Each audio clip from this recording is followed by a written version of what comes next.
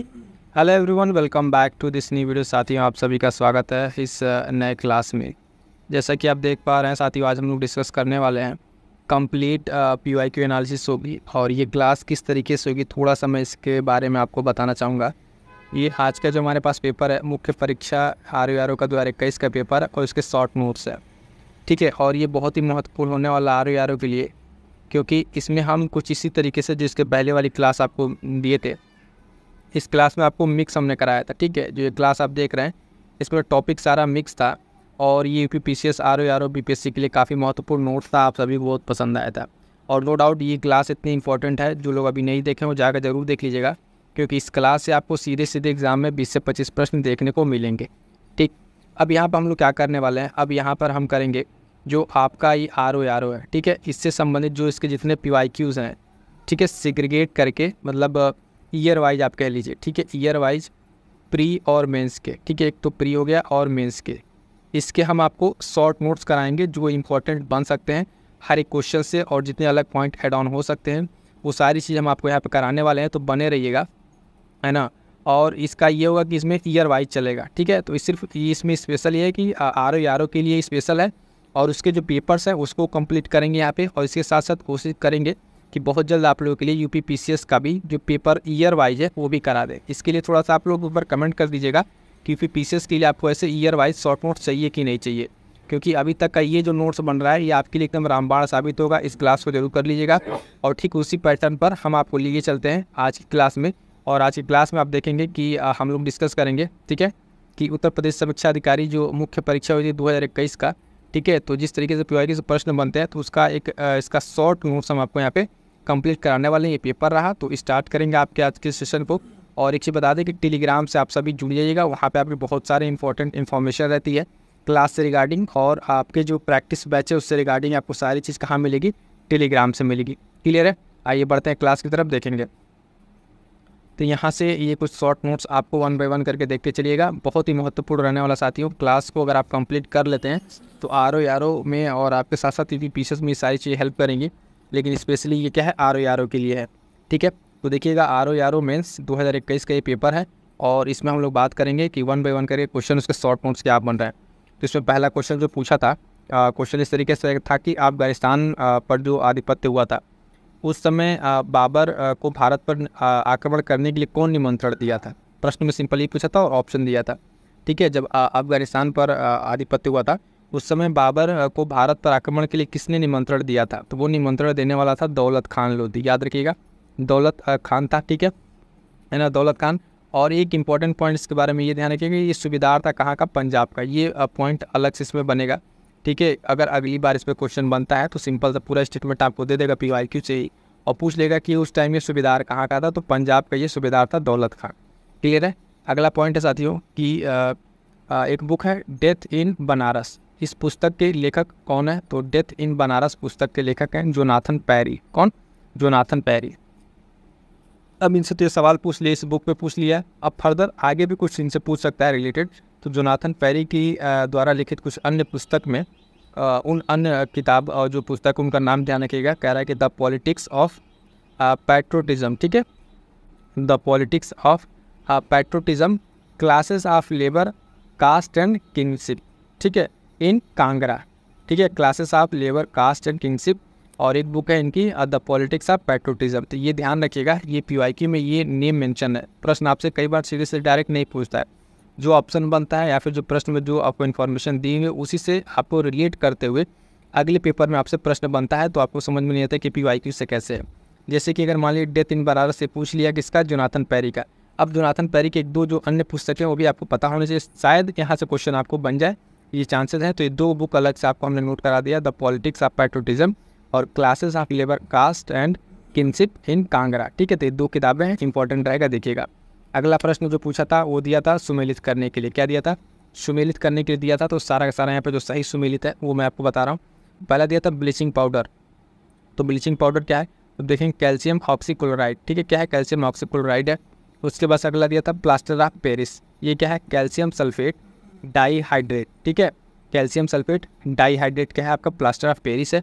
और उसके बाद एक पॉइंट था वॉशिंग सोडा और बेकिंग सोडा, ये हम आपको उस नोट्स में भी कराए थे, ठीक है, इस तरह के पॉइंट साइंस के। तो आप देखेंगे वॉशिंग सोडा आपका सोडियम कार्बोनेट है ना, और baking soda sodium by carbonate. ये सारा का सारा आपका हम यहाँ पे करा रहे हैं अभी PY की, और जो 2021 मेन से प्रश्न पूछे हुए हैं उसके जो शॉर्ट नोट्स हैं हम आपको यहाँ पे करा रहे हैं। ठीक है, जो इसमें एडिशनल इन्फॉर्मेशन बन सकती है वो भी आपको यहाँ पे हम नोट करा देंगे, और जो टू द पॉइंट क्वेश्चन पूछे गए वो सारे के सारे पॉइंट्स आपको यहाँ पे मिल जाएंगे। तो कंप्लीट बने रहिएगा, और ये सेशन बहुत महत्वपूर्ण होने वाला। करने के बाद आपको सीधे सीधे प्रश्न आपके परीक्षा में देखने को मिलेंगे। अगला दिया था प्रश्न कि ऑस्ट्रेलिया के कुछ प्रांत दिए थे, ठीक है, और उनकी राजधानी दिया था। प्रांत और राजधानी दिया था, उसको सुमेलित करना था। कौन कौन से वो प्रांत थे तो देखिएगा, एक था न्यू साउथ वेल्स, ठीक है, क्या था न्यू साउथ वेल्स, उसकी राजधानी क्या है सिडनी। उसके बाद है क्वींसलैंड, क्या है क्वींसलैंड, इसकी राजधानी अगर आप देखेंगे तो है ब्रिस्बेन, क्या है ब्रिस्बेन है। और विक्टोरिया, विक्टोरिया की राजधानी आपका क्या है मेलबर्न, ठीक है, क्या है मेलबर्न है। और पश्चिमी ऑस्ट्रेलिया जो है एक प्रांत क्या है पश्चिमी ऑस्ट्रेलिया, इसकी राजधानी क्या है पर्थ। तो ये 4 ऑस्ट्रेलिया के दिए हुए हैं, और ये आपके PYQ में पूछा जा चुका है। ऑस्ट्रेलिया की ये प्रांत और उनकी राजधानी हमने आपको चारों एक एक करके बता दिया है, तो इसको आप ऐसे नोट कर लें, है ना, या फिर आप क्लास को अच्छे से करके अपना नोट्स बना लें या PDF लेके आप वहाँ से पढ़ लीजिएगा। अगला पॉइंट इसी तरीके से पूछा था संगठन और स्थापना, कुछ संगठन दिया हुआ था। अब ये प्रश्न अगर आपको ध्यान हो तो 11 फरवरी वाले में यहाँ से प्रश्न बना था। 11 फरवरी का जो RO का पेपर हुआ था यहीं से प्रश्न था, ईयर वाला इसी तरीके से था। तो आपको लग रहा होगा कि वो चीज़ कहीं से नया था, नया नहीं था, ये 2021 के पेपर के मेंस के पेपर से उठा के आपके जो आपका 24 में फरवरी में हुआ था पेपर, है ना, उसमें ये आपसे पूछा हुआ था। तो ध्यान दीजिएगा यहाँ पे मैचिंग 1 बाय 1 करके। पहला पॉइंट है ईयर का स्थापना पूछा था। ललित कला अकादमी, क्या है ललित कला अकादमी की स्थापना कब होती है 1954 में। 1954 में स्थापना होती है किसके साथियों ललित कला अकादमी की। उसके बाद से संगीत नाटक अकादमी, संगीत नाटक अकादमी 1953, जबकि पेपर हुआ था तो उसमें आपको ये ऑप्शन में 1952 दिया हुआ था। क्या दिया होता 1952 दिया होता, बाकी 3 ऑप्शन सही से, लेकिन वहाँ पर 1952 दिया था, लेकिन अब कोई ऑप्शन नहीं था मिलाने के लिए, तो उस वहाँ पर माना गया था, लेकिन एग्जैक्ट भी उसका सही है संगीत नाट्य अकादमी 1953।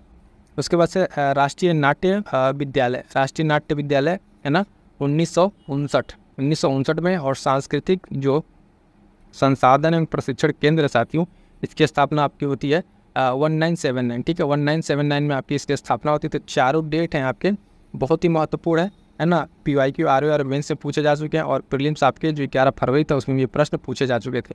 तो डेट को आप अच्छे से तैयार रखिएगा। RO के पेपर में कुछ फैक्ट भी पूछे जाते हैं, और आप देखेंगे किस किस तरीके से फैक्ट आपको देखने को यहाँ पे हम मिलेंगे। अगला पॉइंट है साथियों कि अमनगढ़ बाघ अभ्यारण्य स्थित है। अमनगढ़ जो बाघ अभ्यारण्य है वो कहाँ स्थित है, तो आपके बिजनौर उत्तर प्रदेश में स्थित है, ठीक है। अमनगढ़ बाघ अभ्यारण्य कहाँ स्थित है, उत्तर प्रदेश का है, ठीक है, बिजनौर जिले में स्थित है ना, तो ये ध्यान रखिएगा। इसके साथ साथ मध्य प्रदेश में स्थित टाइगर रिजर्व, अब आपको लग रहा है कि यहाँ पे ये क्या बता रहा है, तो जो आपसे प्रश्न पूछा था वो किसी इस प्रकार से था कि 4 ऑप्शन दिया था, उसमें पूछा था निम्न में से कौन सा उत्तर प्रदेश में स्थित है, ठीक है ना। तो कौन उत्तर प्रदेश में स्थित था, आपका अमनगढ़ था, बाकी 3 आपका मध्य प्रदेश वाला दिया हुआ था। तो वो देखिएगा बांधवगढ़, कान्हा, संजय दुबरी, ये 3 कहाँ के हैं मध्य प्रदेश में स्थित टाइगर रिजर्व हैं। 3 का नाम भी ध्यान रखिएगा, है ना। उत्तर प्रदेश का ये बाघ अभ्यारण्य कौन सा, बिजनौर में, और मध्य प्रदेश में जो स्थित है टाइगर रिजर्व के लिए बाघ अभ्यारण्य कह लीजिए, तो आपके कौन कौन से हैं मध्य प्रदेश में, बांधवगढ़, कान्हा और संजय दुबरी। क्लियर है इतना, आगे बढ़िएगा। अगला प्रश्न है कि उसमें पॉइंट था, ठीक है, कि कोयला पर आधारित जो बिजली संयंत्र है, ठीक है, उत्तर प्रदेश में वो कौन कौन से हैं। तो उत्तर प्रदेश में जो ऑप्शन दिया था, ठीक है, उत्तर प्रदेश में जो कोयला पर आधारित बिजली संयंत्र है उनका नाम बताइए। 2 ऑप्शन अन्य दिया था, जो इसमें एक उड़ीसा का था और एक मध्य प्रदेश का था। तो उत्तर प्रदेश का आपका कौन कौन था, तो एक है दादरी और सिंगरौली, ठीक है, सिंगरौली और रिहंद, ठीक है, दादरी और सिंगरौली और रिहंद, ये आपकी क्या है कोयला पर आधारित क्या है बिजली संयंत्र है। तो 2 तो ऑप्शन में दिया हुआ था, एक एक्स्ट्रा हमने आपके पास ये ऐड कर दिया है, ठीक है। रिहंद भी ध्यान रखिएगा, ये कोयला पर आधारित बिजली संयंत्र है उत्तर प्रदेश का। जो क्वेश्चन में आपका था वो था दादरी और सिंगरौली, ठीक है, दादरी और सिंगरौली ये 2 कोयला आधारित संयंत्र जो ऑप्शन में थे। एक और एक्स्ट्रा याद रखिएगा रिहंद, और बाकी अन्य जो ऑप्शन दिए थे उसमें है डार्ली पार्ले, ठीक है, डार्ली पार्ले ये कहाँ का है, उड़ीसा का है, और विंध्याचल आपका मध्य प्रदेश का, ठीक है। तो ये दोनों पॉइंट आप ध्यान रखिएगा, है ना। अन्य में भी ये दोनों याद रखिएगा कि कोयला पर आधारित जो दूसरे स्टेट के हैं जैसे उड़ीसा के और मध्य प्रदेश के, ठीक, तो डार्ली पार्ली और विंध्याचल ये आपके लिए इंपॉर्टेंट है, इन दोनों को ध्यान रखिएगा, ठीक है। इसके साथ साथ बता दें साथियों कि RO ठीक है, RO के लिए आपकी ये कंप्लीट प्रैक्टिस बैच, ठीक है, टेलीग्राम पे स्टार्ट हो गई है। आप टेलीग्राम से जुड़ जाइए और वहाँ से सारी इन्फॉर्मेशन बैच के लेके जल्दी से इनरोल हो जाइए। एक होता है कि आप कितना भी पढ़ाई करते हैं, ठीक है, किताब बार बार पढ़ते हैं, लगता है सारा चीज़ पढ़ा हुआ है, लेकिन जब प्रैक्टिस करेंगे, क्विज फॉर्म में उसकी प्रैक्टिस करेंगे, वहाँ से आपकी असली तैयारी पता चलेगी। और इस पूरे बैच में आपको बता दें कि टेस्ट के साथ साथ है ना कंप्लीट PYQ है ना, GS का, हिंदी का, और उसके साथ साथ करंट अफेयर, इस सारी की सारी कंप्लीट पैकेज आपकी तैयारी में आपको मिल जाएगी। तो इस बैच से जुड़ना ना भूलिए, सारी डिटेल आपको कहाँ पे, टेलीग्राम पे मिल जाएगी। आगे बढ़िएगा, देखते हैं नेक्स्ट क्वेश्चन। नेक्स्ट पूछा था कि कुछ पशु दिए थे एक तरफ और उनके नस्ल दिए थे, तो पूछा था कौन सही सुमेलित नहीं है, ठीक है, एक गलत दिया था उसमें। तो आप देखेंगे गाय का दिया हुआ था देवनी, ठीक है, गाय का देवनी, और बकरी का दिया हुआ था बरबरी, भैंस का एक नस्ल है बदावरी, एक एक्स्ट्रा जो दिया हुआ था गिर करके, ये गलत मैच किया था, उसमें गाय न देके कुछ और दिया हुआ था। तो कुछ पशु हैं और इन पशुओं के आपको ध्यान रखना है क्या, तो इनके नस्लों को ध्यान रखना है, ठीक है। तो गाय में कौन कौन सी नस्ल है, तो देवनी है और गिर नस्ल है। बकरी में कौन सा है, एक बरबरी है, और भैंस में कौन सा नस्ल है, तो भदावरी है, ठीक है। तो ये पॉइंट ध्यान रखिएगा, इंपॉर्टेंट है। यहाँ से अब अगली बार भले 1-2 पॉइंट लेकर अगर प्रश्न बना दे तो आपको आश्चर्य नहीं होना है, क्योंकि PYQ से ऐसे ही प्रश्न बनेंगे। एग्जैक्ट आपको वही प्रश्न नहीं देखने को मिलेंगे, प्रश्न के ऑप्शन से आपको अगली बार प्रश्न देखने को मिलेंगे। तो जब आप ऑप्शन को अच्छे से तैयार रखिएगा तो प्रश्न आपका गलत नहीं होगा। जैसे कि अब अगला पॉइंट में पूछा था, पुस्तक दिया था और एक तरफ लेखक दिया हुआ था, ठीक। तो पहला पुस्तक है रास पंचाध्यायी। रास पंचाध्यायी के लेखक कौन है, नंददास। कौन है साथियों, तो नंददास इसके क्या है, लेखक है। उसके बाद से चैतन्य भागवत, चैतन्य भागवत पुस्तक का नाम है, और वृंदावन दास जो है इसके क्या है, लेखक हैं, ठीक। अगला है चैतन्य मंगल, क्या है, चैतन्य मंगल याद रखिएगा, जय नंदा, क्या है, जय नंदा। और भक्ति रत्नाकर की अगर आप बात करें, भक्ति रत्नाकर की, तो नरहरि चक्रवर्ती, नरहरि चक्रवर्ती क्या है, इसके लेखक है। ये हो गया आपके PYQ का प्रश्न। सारे पॉइंट्स क्लियर हैं। अब इसमें अगली बार अगर प्रश्न पूछे तो मान लीजिए कोई 2 इसमें से ले ले, ठीक है, मान लीजिए एग्जाम्पल के तौर पे आपसे 2 ले ले, चैतन्य भागवत और चैतन्य मंगल, ये 2 प्रश्न लेकर अगर आपसे अगला प्रश्न बना दे, 2 कोई और नाम जोड़ दे, तो अगर आपको PYQ यहाँ से अगर तैयार होता तो कम से कम 2 ऑप्शन तो आपको हो जाते हैं, शायद यहाँ से आपका क्वेश्चन बन जाता। तो इस तरीके से आगे प्रश्न बनेंगे, और जो ऑप्शन कई ऑप्शन है वहीं से ज़्यादातर चांसेस है प्रश्न बनने के। तो ये बुक और पुस्तक के लेखक अच्छे से याद कर लीजिएगा, रास पंचाध्यायी, चैतन्य भागवत, चैतन्य मंगल और भक्ति रत्नाकर। आई होप सो कि मैं जो बातें आपको बता रहा हूँ ये आपको क्लियर समझ में आ रही होगी। अगला प्रश्न पूछा था कि मनुष्य के शरीर में अधिकतम ऊर्जा प्रदान करने वाला कौन सा समूह, एक 2-3 ग्रुप का उसमें ऑप्शन बनाया हुआ था, तो उसमें से एक ग्रुप जो सही था वो है कार्बोहाइड्रेट, वसा और प्रोटीन। ये 3 ग्रुप ऐसे हैं जो मनुष्य के शरीर को क्या करते हैं, अधिकतम ऊर्जा प्रदान करते हैं। तो उसमें अन्य भी समूह था, कार्बोहाइड्रेट, एंजाइम, विटामिन, ऐसे कर करके ऑप्शन बनाया था, लेकिन जो इम्पोर्टेंट जो राइट आंसर है उसमें ये था कि अधिकतम ऊर्जा प्रदान करने वाला समूह कौन है, कार्बोहाइड्रेट है, वसा है और प्रोटीन। ये क्या है, मनुष्य को, शरीर को बहुत सारा अधिकतम ऊर्जा देते हैं। इसके बाद अगला पॉइंट है, बहुत ही महत्वपूर्ण पॉइंट है, ठीक है, ये यहाँ से प्रश्न फिर से बन सकता है। तीनों जो गोलमेज सम्मेलन है, ठीक है, राउंड टेबल कॉन्फ्रेंस जो हुआ था तीनों, उसमें भाग लेने वाले भारतीय कौन है, मतलब तीनों में इन्होंने भाग लिया था, तो वो अपने हैं डॉक्टर भीमराव अम्बेडकर, ठीक है, इनका नाम याद रखिएगा। ये अकेले ऐसे व्यक्ति मतलब जो तीनों गोलमेज सम्मेलन में भाग लिए थे। तो ये प्रश्न पूछा जा चुका है, ये इंपॉर्टेंट है, ध्यान रखिएगा। उसके साथ एडिशनल इन्फॉर्मेशन ध्यान दीजिएगा, महात्मा गांधी जो पार्टिसिपेट किए थे, है ना, वो सिर्फ द्वितीय गोलमेज सम्मेलन में भाग लिए थे, वो भी कांग्रेस की तरफ से। किसकी तरफ से, कांग्रेस की तरफ से ये भाग लिए थे। तो ये 2-3 एक्स्ट्रा पॉइंट हम आपको यहाँ बता रहे हैं जो बहुत ही महत्वपूर्ण है, यहाँ से प्रश्न आपको फिर देखने को मिलेंगे। तो महात्मा गांधी देखिएगा, महात्मा गांधी जो है सिर्फ द्वितीय गोलमेज सम्मेलन में भाग लिए थे कांग्रेस की तरफ से। और भारत से अगर बात करें तो भारत से महिलाओं में जो 2 लोग हैं, ये लोग पार्टिसिपेट किए थे। एक तो एनी बेसेंट थी, कौन, एनी बेसेंट, और सरोजनी नायडू, कौन, सरोजनी नायडू। ये 2 भारतीय महिलाएं थी जो गोलमेज सम्मेलन में भाग ली थी, और किस गोलमेज सम्मेलन में, तो द्वितीय सम्मेलन में भाग ली थी, यानी सेकंड राउंड टेबल कॉन्फ्रेंस में भारत से 2 महिलाएं गई थी, एक तो एनी बेसेंट गई थी और सरोजनी नायडू। इन दोनों लोगों का नाम आप याद रखिएगा, बहुत ही महत्वपूर्ण है, अगली बार यहाँ से प्रश्न बनेगा, ठीक है। तो ये चीज़ ध्यान रखिएगा, 2 महिलाएं, एनी बेसेंट और सरोजनी नायडू, क्लियर है। आगे बढ़िएगा, अगला पॉइंट, बाल्टिक सागर, नाम सुना होगा, मैपिंग का प्रश्न है। बाल्टिक सागर के तट पर स्थित कौन कौन से देश हैं, वो देश का नाम पूछा था। ग्रुप देखे तो वो सारे के सारे देश का नाम हमने मेंशन कर दिया है। और बाल्टिक सागर है कहाँ, तो आपके अटलांटिक महासागर की एक शाखा है, क्या है, अटलांटिक महासागर की एक शाखा है बाल्टिक सागर। और आप देखेंगे तो इसमें कौन कौन से इस बाल्टिक सागर के तट पर देश स्थित हैं, तो पहला आता है डेनमार्क, ठीक है, सुनते जाइएगा, एस्टोनिया, फिनलैंड, है ना, लातविया, लिथुआनिया, स्वीडन और पूर्वोत्तर जर्मनी। इसके साथ साथ 2 देश कौन है, पोलैंड है और रूस है, पोलैंड और रूस। तो इतने सारे अगर आप देखेंगे तो देश जो है बाल्टिक सागर के हैं। और ये ऐसा आपको थोड़ा सा क्वेश्चन टफ लग सकता है, देखिए इतने देश के नाम याद रखने हैं तो याद रखना पड़ेगा। जी हाँ, क्योंकि आप देखेंगे आर पे मेंस में इसी तरीके के प्रश्न आपसे बहुत डीप जाके और इस तरीके से फैक्चुअल भी प्रश्न आपसे पूछे जाते हैं। तो ये हम कोई अन्य प्रश्न आपको नहीं करा रहे हैं, मेंस के पेपर के सारे पॉइंट्स हैं जो मैं आपको डिस्कस कर रहा हूँ। नो डाउट आपको इसी पैटर्न पर आपको तैयारी को आगे बढ़ाना है। तो फिर से ध्यान दीजिएगा एक बार,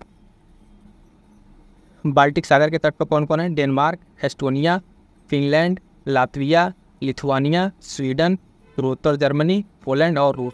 बेहतर होगा कि आप एक बार इसको मैप पे जरूर देख लीजिएगा ताकि आपको सारा पॉइंट क्लियर हो जाए। आगे बढ़ेंगे, अगला पॉइंट पूछा था कि एक त्रिशूल, ठीक है, त्रिशूल जो ये चोटी है ये हिमालय पर्वत की एक चोटी है, ठीक है।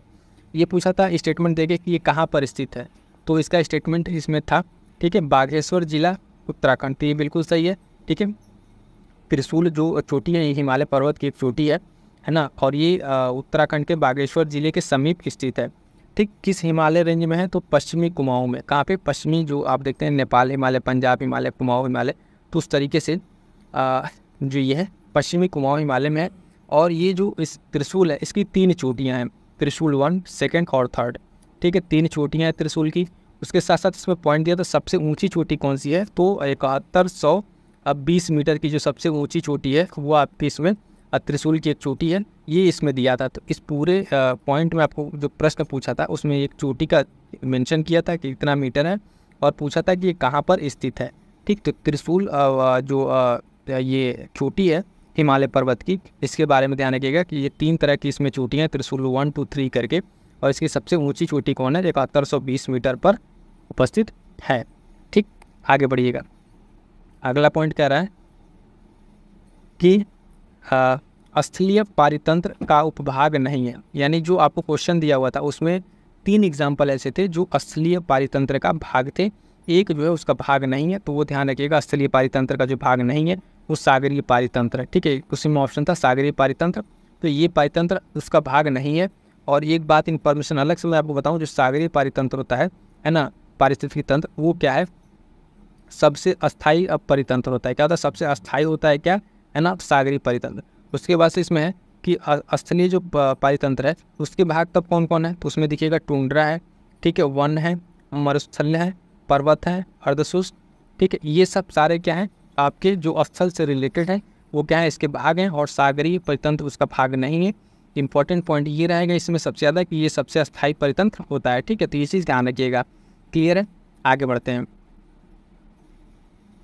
अगला पॉइंट पूछा था इसमें, अगला पॉइंट है कि भारतीय संविधान में भाग 9A में क्या उल्लेखित है, तो शहरी क्षेत्र के लिए जो स्थानीय स्वशासन के बारे में बात की गई इकाइयों के बारे में उसको मान्यता दी गई है, ठीक। तो ये कब दी गई है, ये पॉइंट भी ध्यान रखिएगा। तो 74वां संविधान संशोधन 1992 में इसको दी गई और नाम दिया गया था क्या, नगर पालिका। क्या नाम दिया गया था, नगर पालिका। 73वें में बात की गई थी संविधान संशोधन 1992 करके नगर पंचायत के बारे में, ठीक, नगर पंचायत के बारे में बात की गई थी, ठीक। तो उसको यहाँ पे नहीं देखना, आपको नगर पालिका का देखना है, ठीक है, नगर पालिका है ना। और ये भाग इसमें याद रखिएगा, भाग 9A, ठीक है, सारी क्षेत्र के लिए।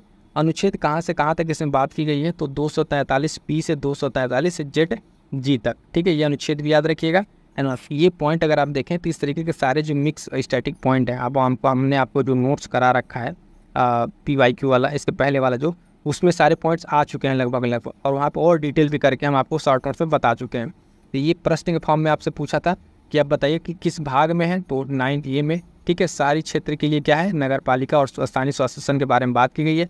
कौन सा संविधान संशोधन है, कौन सा अनुच्छेद है, ये सारे पॉइंट्स आपको क्लियर होने चाहिए। एक अगला पॉइंट है कि जैव डीजल पौधा कौन सा है, तो जैव डीजल पौधा जो है वो जेट्रोफा है। कौन है, जेट्रोफा नाम का एक पौधा है। ये क्या है, तो जैव डीजल पौधा है। इसके अन्य नाम भी याद रखिए, अगर ये पूछा गया तो अन्य नाम भी पूछा जा सकता है। तो उसके अन्य नाम में रत्न ज्योत, ठीक है, जैव डीजल और जैट्रोफा कारकस। इसके अन्य नाम है। तो 3 अन्य नाम भी है जेट्रोफा के, अगर आप देखते जैव डीजल पौधा, ठीक है, उसको जैव डीजल पौधा में कौन आएगा, तो जैट्रोफा आएगा। इसका अन्य नाम क्या है, रतनजोत, जैव डीजल और जैट्रोफा कारकस। ये पॉइंट आप ध्यान रखिएगा। इसके बाद ये प्रश्न पूछा था कि मंदसौर जो अभिलेख है, मंदसौर अभिलेख है, इसका संबंध किस शासक से है, तो सीधा सीधा इसका राइट आंसर था उसमें, ठीक है, कुमारगुप्त प्रथम से। ठीक है, कुमारगुप्त प्रथम से इसका संबंध है और ये गुप्त शासक है। कौन है, गुप्तकालीन शासक है। हमने आपको उस पॉइंट में जब शॉर्ट नोट्स करा रहे थे वहाँ पे एक जगह पूरे गुप्त काल के जो प्रमुख अभिलेख हैं उसमें मंदसौर के साथ साथ और भी जो अन्य थे सारा का सारा आपको मेंशन कर रखा है। यहाँ पे देखिएगा क्या क्या इंपॉर्टेंट पॉइंट, मंदसौर अभिलेख, इसकी रचना किसने की थी, तो कवि वत्सव। ठीक है, कवि वत्सव जो है इसके रचना किए थे। इस अभिलेख में इंपॉर्टेंट क्या है, तो इसमें सूर्य पूजा का वर्णन मिलता है। क्या मिलता है, सूर्य पूजा का वर्णन मिलता है। और गुप्त काल में सर्वाधिक जो अभिलेख जारी हुए हैं वो इसी राजा के समय जारी हुए हैं, यानी कुमारगुप्त प्रथम के समय। कौन, कुमारगुप्त प्रथम के समय आप देखेंगे तो सर्वाधिक क्या जारी हुए हैं, अभिलेख जारी हुए हैं। तो देखिए एक प्रश्न आपको यहाँ से पूछा था, सिर्फ मंदसौर अभिलेख संबंधित है किससे, कुमारगुप्त प्रथम से। हमने आपकी इतना एडिशनल सारी चीज़ें जो इन्फॉर्मेशन रिलेवेंट है वो आपके लिए ला रखा है, इससे आगे फर्दर कुछ क्वेश्चन जो बने वो आपका गलत ना हो।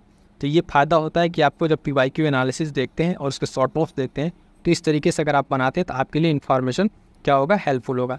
अगर सीधे सीधे सिर्फ बता दीजिए मंदसौर अभिलेख का संबंध कुमारगुप्त से, तो ठीक है आपको सारी किताबों में लिखा हुआ है, लेकिन कई जगह से देखने के बाद है ना, कई बुक के एनालिसिस करना, इससे रिलेटेड जो इन्फॉर्मेशन है वो आपके लिए यहाँ पे सारी चीज़ें एक साथ मिल रही हैं, जो आपके एग्जाम के लिए बहुत ही हेल्पफुल होगी। चाहे RO दे रहे हैं, ठीक है, उसके साथ साथ PCF में भी ये हेल्प करेगा। तो ये ध्यान रखिएगा, मंदसौर अभिलेख की रचना किसने की थी, तो कवि वत्सव ने।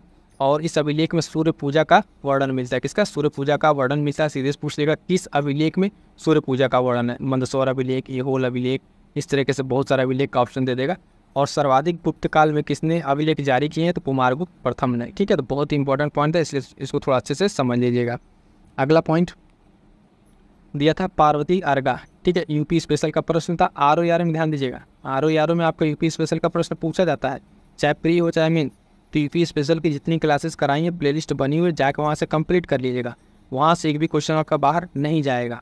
ठीक है, उसमें हमने करा रखा है, जो वन अभ्यारण्य वाला चैप्टर करा रहे थे वहाँ पे सारी चीज़ आपको करा रखा है।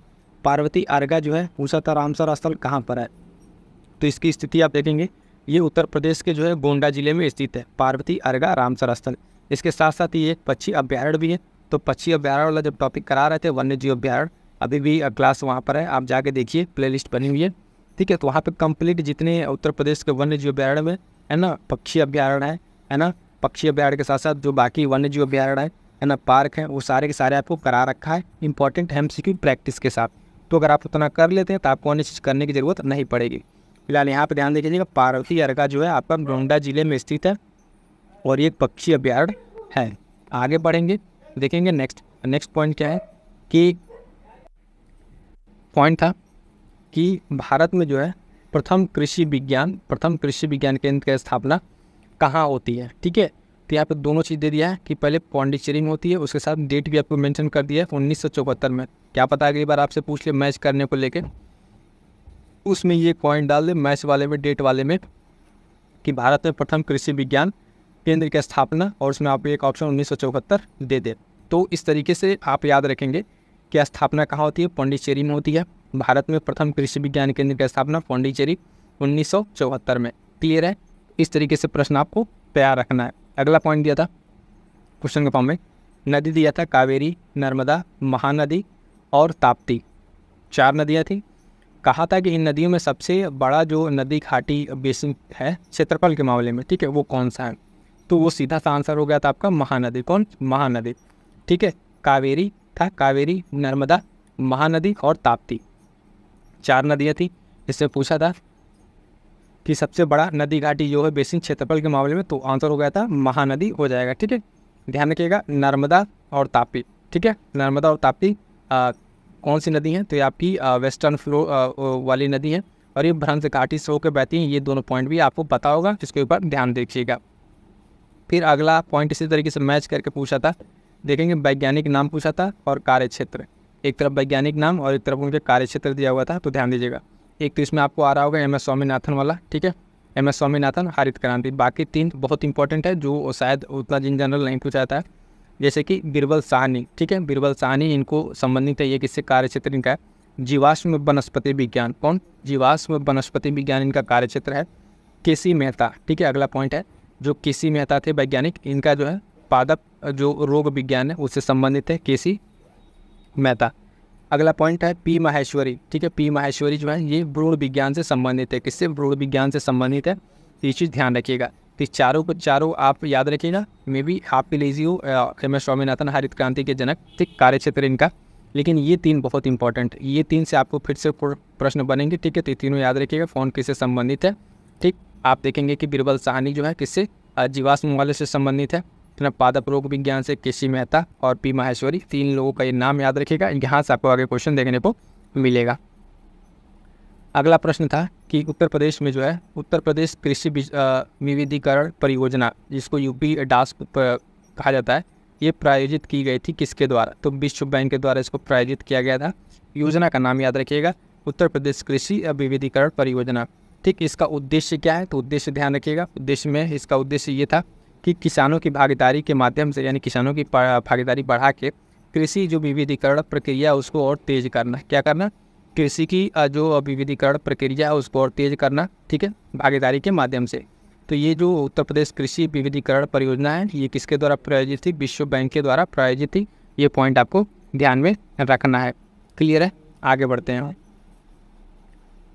आगे देखेंगे अगला पॉइंट कि उत्तर प्रदेश में कृषि समृद्धि आयोग की स्थापना कब की गई थी? सीधा सीधा ये प्रश्न पूछा था कि उत्तर प्रदेश में कृषि समृद्धि आयोग की स्थापना कब की गई थी? तो आप देखेंगे नवंबर 2017 में। कब? नवंबर 2017 में इसकी स्थापना की गई थी। इसके साथ साथ इसमें इंपॉर्टेंट ये है कि इसका उद्देश्य क्या था? तो 2022 तक जो है किसानों की आय को दोगुनी करना इसका लक्ष्य था। कब तक? 2022 तक इसका लक्ष्य था क्या? किसानों की आय को दोगुनी करना। तो यहाँ से दो पॉइंट हमें याद रखना है कि कृषि समृद्धि आयोग की स्थापना नवंबर 2017 और इसका उद्देश्य ध्यान रखना है। आगे बढ़ेंगे, देखेंगे नेक्स्ट पॉइंट। अगला पॉइंट है कि शेरशाह सूरी को जाना जाता है, किस लिए जानता है? तो एक शानदार प्रशासनिक अधिकारी के तौर पे, व्यवस्था निर्माता के तौर पे, और इसके साथ साथ एक दो काम, जैसे कि इसने दिल्ली के पुराना किला जो है, दिल्ली का पुराना किला, उसके भीतर एक मस्जिद का निर्माण कराया था। कौन सी मस्जिद थी वो? किला कोहना करके एक मस्जिद थी जो दिल्ली के पुराने किले के अंदर ये मस्जिद आपको देखने को मिलेगी। तो इसका निर्माण किसने करवाया था? तो सिंपल सा शेरशाह सूरी ने। प्रश्न पूछेगा कि किला ए कोहना, आपको मैच में दे दे या फिर इस तरीके से दे दे, किला ए कोहना जो मस्जिद है वो कहाँ पर है? तो वो केस में भी आपको ध्यान रखना है कि पुराने किले में, दिल्ली के पुराने किले में निर्माण किसके द्वारा कराया गया था? तो शेरशाह सूरी के द्वारा। सारे के सारे PYQ का आपके प्रश्न है, जिसके सारे अन्य जो पॉइंट्स बन सकते हैं वो पॉइंट्स आपको यहाँ पे मेंशन किया जा रहा है। क्लियर है इतना? अगला पॉइंट है कि संस्थाओं का क्रम। इसमें प्रश्न जो पूछा था, कुछ संस्था दिए थे और उन संस्थाओं को क्या करना था? क्रोनोलॉजिकल ऑर्डर में, यानी क्रमानुसार जिस तरीके से था व्यवस्थित करना था। तो पहला इसमें आएगा क्षेत्रीय ग्रामीण बैंक की स्थापना 1975, ठीक, 1975 में स्थापना होती है क्षेत्रीय ग्रामीण बैंक की। उसके बाद से नाबार्ड की स्थापना, तो आप देखेंगे साथी 1982। कब? 1982 में आप देखेंगे नाबार्ड की स्थापना। स्वयं सहायता समूह, ठीक है, स्वयं सहायता समूह का बैंक जो है लिंकेज कार्यक्रम ये कब हुआ था? 1992-93 के आसपास। और उसके बाद से क्या है? किसान क्रेडिट कार्ड योजना, तो 1998। ये चारों को चारों आपको दिया था और इन चारों को आपको क्रोनोलॉजिकल ऑर्डर में अरेंज करना था। ये चारों बहुत ही महत्वपूर्ण है, इसमें से अलग अलग करके भी आपसे पूछा जा सकता है, ठीक है, एक दो उठा के यहाँ से। चारों के आपको डेट याद रखना। 1975 क्षेत्रीय ग्रामीण बैंक है ना, क्षेत्रीय ग्रामीण बैंक की स्थापना, नाबार्ड की स्थापना 1982। ये सब हम आपको शॉर्ट नोट से बता चुके हैं। यहाँ आर स्पेशल में आपको सारी चीज़ें फिर से आपको एक यहाँ पे पेपर वाइज कराई जा रही हैं। स्वयं सहायता समूह की बात करेंगे, बैंक लिंकेज 1992-93, किसान क्रेडिट कार्ड योजना 1998। अगला पॉइंट है, ध्यान दीजिएगा कि प्रोटेक्शन ऑफ प्लांट है ना, वेराइटीज़ एंड फार्मर्स राइट अधिनियम को पारित किया गया था। तो इसको पारित किया गया था 2001 में। कब? 2001 में पारित किया गया था भारत सरकार के द्वारा, ठीक है। तो ये पॉइंट पूछा होता, सीधे से डेट पूछा था। Protection of plant varieties and farmers का जो राइट अधिनियम है साथियों, ये कब पारित किया गया? तो 2001 में भारत सरकार के द्वारा पारित किया गया था। अगला पॉइंट था जो प्रश्न पूछा था कि राष्ट्रीय विकास परिषद का गठन किया गया था। कब किया गया था? डेट आपसे पूछा था। तो 6 अगस्त 1952 को, 6 अगस्त 1952 को आप देखेंगे कि राष्ट्रीय विकास परिषद का गठन किया गया, ठीक। उसके बाद इसका अलग पॉइंट तो बता दें कि इसके अध्यक्ष जो होते हैं वो प्रधानमंत्री खुद होते हैं, ठीक है। इसके अध्यक्ष कौन होते हैं? प्रधानमंत्री खुद होते हैं। अगला पॉइंट भारतीय लघु उद्योग, ठीक है, भारतीय लघु उद्योग विकास बैंक है ना, सिडबी की स्थापना, ठीक है, सिडबी की स्थापना कब हो रही है? तो 2 अप्रैल 1990। कब? 2 अप्रैल 1990 पर स्थापना। ये भी एक इम्पॉर्टेंट है, इसको भी क्रोनोलॉजिकल ऑर्डर में करने के लिए एक स्टेटमेंट बना सकता है। ध्यान दीजिएगा, इसका मुख्यालय जो है कहाँ पर है? लखनऊ में। कहाँ पर मुख्यालय इसका? लखनऊ में। तो ये इंपॉर्टेंट हो जाता है, ठीक। भारतीय लघु उद्योग विकास बैंक सिडबी, ठीक है, सिडबी शॉर्ट फॉर्म इसका है ना। 2 अप्रैल 1990 को इसकी स्थापना होती है और मुख्यालय कहाँ पर है? लखनऊ में है। अगला पॉइंट देखिएगा, जो क्वेश्चन पूछा था यहाँ पे कि धुएं के मापन के लिए, यानी धुआं है उसके मापन के लिए क्या उपयोग होता है? तो रिंगलमैन स्केल, एक स्केल आती है रिंगलमैन स्केल। इससे क्या होता है? धुएं का घनत्व मापा जाता है और ये धुएं का जो है आभासी घनत्व मापता है। क्या मापता है? आभासी घनत्व मापता है। तो ध्यान दीजिएगा, इंपॉर्टेंट है, ये भी प्रश्न फिर से पूछा जा सकता है कि रिंगलमैन स्केल का उपयोग किसके लिए किया जाता है? तो धुएं मापने के लिए। बाकी अन्य 3 ऑप्शन बना सकता है, ठीक है। तो उसके ध्यान दीजिए, उसके आभासी घनत्व को मापता है रिंगलमैन स्केल। क्लियर है?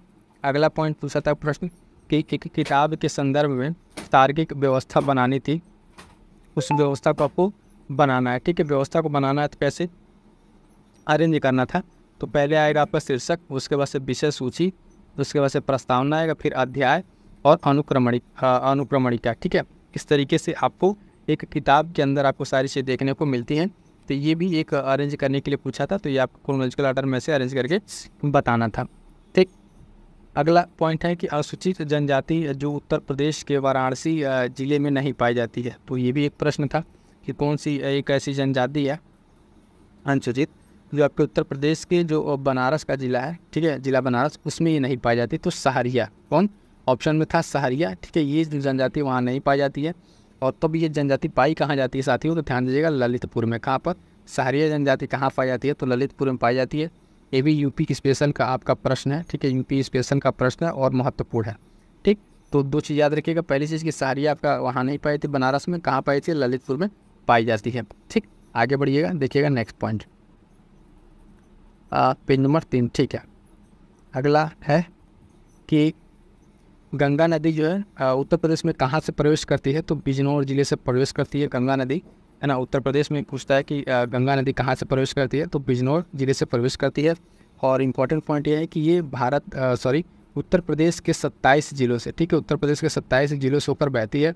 और भारत सरकार द्वारा, ठीक है, भारत सरकार द्वारा नवंबर 2008 में गंगा नदी को जो है राष्ट्रीय नदी का दर्जा दिया गया। तो इतने सारे पॉइंट, प्रश्न आपसे सिर्फ इतना पूछा था यहाँ पे कि गंगा नदी जो है ना, उत्तर प्रदेश में कहाँ से प्रवेश करती है? तो बिजनौर से।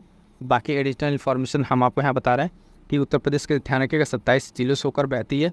और नवंबर 2008 में, ये बहुत महत्वपूर्ण पॉइंट है, राष्ट्रीय नदी का दर्जा दिया गया गंगा को भारत सरकार के द्वारा। क्लियर है?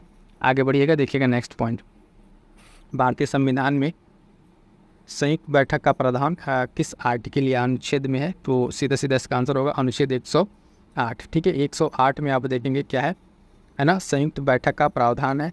और एक इम्पॉर्टेंट पॉइंट है कि जो संयुक्त बैठक है उसका आह्वान कौन करेगा? वो राष्ट्रपति करेगा। लेकिन संयुक्त बैठक है उसकी अध्यक्षता कौन करेगा? तो लोकसभा का अध्यक्ष करेगा। कौन करेगा? लोकसभा का अध्यक्ष करेगा। अनुच्छेद 118 के अधीन पे ये काम करता है, ठीक। एक और इम्पॉर्टेंट पॉइंट कि संविधान संशोधन, ठीक है, संविधान संशोधन और धन विधेयक, ये 2 ऐसे हैं जिनको मतलब इनके लिए आप संयुक्त बैठक नहीं बुला सकते, यानी इनको छोड़ के अन्य के लिए संयुक्त बैठक का प्रावधान है, लेकिन इनके लिए प्रावधान नहीं है। यानी अगर कोई संविधान संशोधन है, वो उस पर कुछ मामला फंस जा रहा है, फिर धन विधेयक इस पर कुछ मामला रुक रहा है, तो इस केस में आप संयुक्त बैठक का प्रावधान नहीं, यानी संयुक्त बैठक नहीं बुला सकते हैं, ठीक है। ये सारे पॉइंट ध्यान रखेंगे, इससे संबंधित इसी में से घूम फिर के आपको प्रश्न फिर से बनेंगे और देखने को मिलेंगे। अगला पॉइंट है कि उसमें पॉइंट दिया था कि हिंदुस्तानी जो संगीत क्षेत्र है, हिंदुस्तानी संगीत क्षेत्र, ठीक है, उसमें किनका योगदान है? तो नाम देख लीजिएगा, उसमें थे राजा मानसिंह तोमर, ठीक है, हिंदुस्तानी संगीत के क्षेत्र में राजा मानसिंह तोमर, तानसेन, है ना, सदारंग अदारंग, ठीक है, सदारंग अदारंग, इन लोगों का योगदान था। तो एक और नाम था जिनका योगदान नहीं था, वो थे माल गुर्जरी। कौन थे? माल गुर्जरी, ठीक है। ये क्या एक गायन राग है, ठीक है, ये गायन राग है ना, क्या है? एक गायन राग है, ठीक है। तो ये इससे कोई संबंध नहीं था इसका। माल गुर्जरी एक गायन राग है, इतना ध्यान रखिएगा। अगला पॉइंट है कि भारतीय संविधान, ठीक है, भारतीय संविधान के अनुसूची, ठीक है, अनुसूची 7 में 3 सूचियों का उल्लेख है। तो सीधे पूछता है कि किस क्या कहते हैं किस अनुसूची में जो है जो तीनों सूचियाँ हैं इनके बारे में बताया गया, कौन कौन सी वो 3 सूची हैं, एक संघ सूची, राज्य सूची और समवर्ती सूची। तो जो आपका अनुसूची है, ठीक है ना, अब जो संविधान के प्रारंभ में 8 अनुसूचियाँ थी, बाकी अमेंडमेंट करके 12 हुई हैं, तो उसमें आपका ये 7वीं अनुसूची जो है उसमें आपको तीनों सूचियों के बारे में बात किया गया है। तो ध्यान रखिएगा भारतीय संविधान के संविधान में जो है टोटल 395 अनुच्छेद, 22 भाग, 12 अनुसूचियाँ हैं, ठीक है।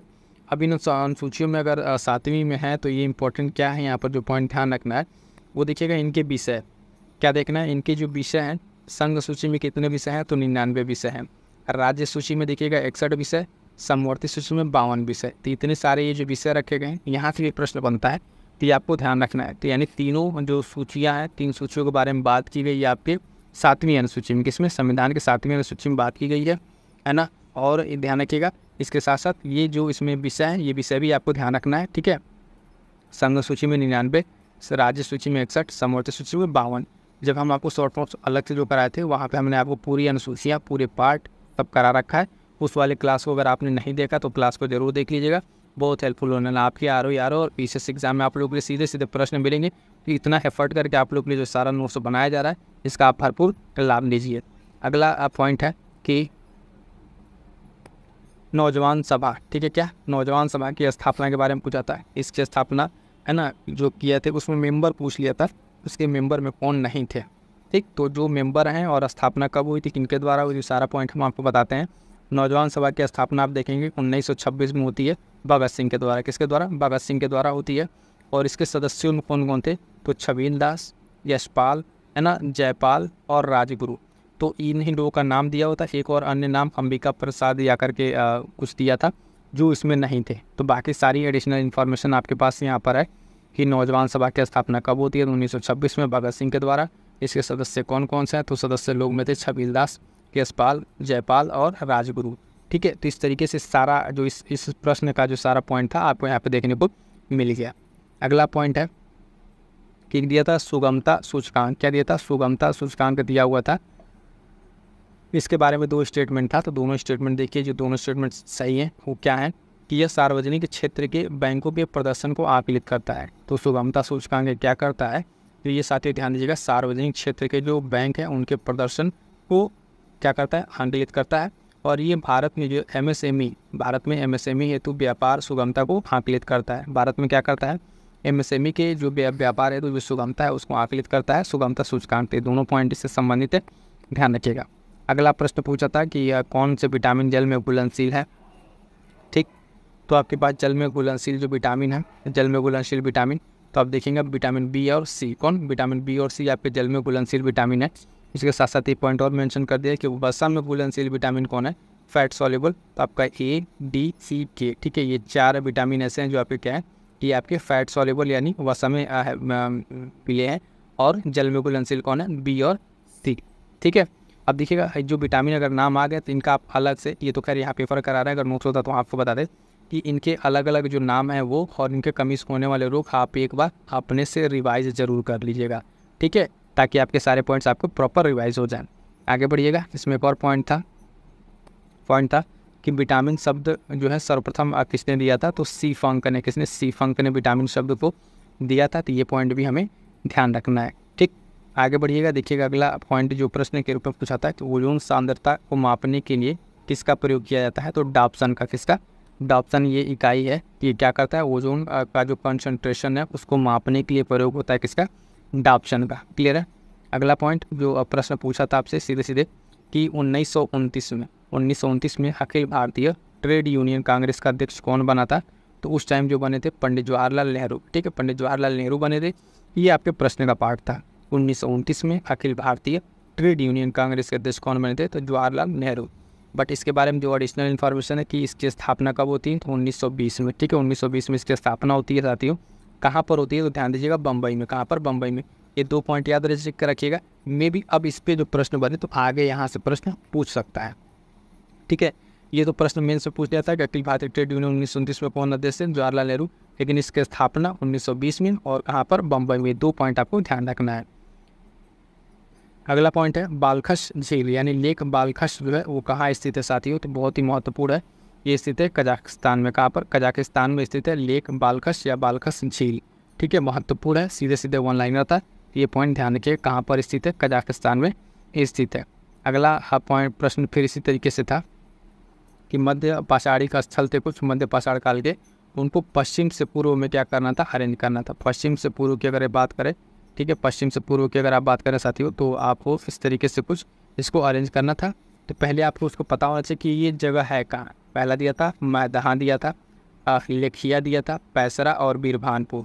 इसका जो एग्जैक्ट लोकेशन आपको पता चलेगा, मैदहा और लेखिया आपका उत्तर प्रदेश में ही है, लेकिन अलग अलग जिला है। एक है प्रतापगढ़, दूसरा मिर्ज़ापुर, तीसरा पैसरा की अगर बात करेंगे आप, तो पैसरा आपका बिहार में है और ये बीरभानपुर आपका पश्चिम बंगाल में। कहाँ पर? पश्चिम बंगाल में है।